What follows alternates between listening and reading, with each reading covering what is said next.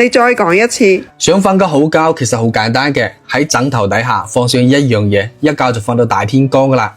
咁如果你成日都瞓唔着覺嘅，經常喺床上翻嚟翻去都瞓唔到，甚至係瞓得好淺，人哋少少聲就會將你嘈醒嘅話，你先唔好心急買啲貴價棒去試下。試下我哋呢個老祖宗留下嚟嘅好方法，佢成本唔使2蚊雞，人人都用得起啊！只要喺枕頭邊放上呢3樣嘢啊，幫你嘅睡眠越嚟越好噶。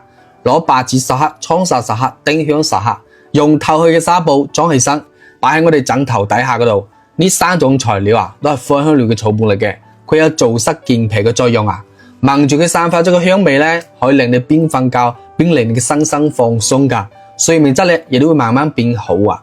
佢咧仲可以調理你嘅脾胃噶，真正嘅一舉多得，好處多到講唔晒噶。懶得自己整嘅話，喺視頻左下角有搭配好嘅呢個成品噶啦，你帶翻去直接就用起身啦，一家大細都用得噶。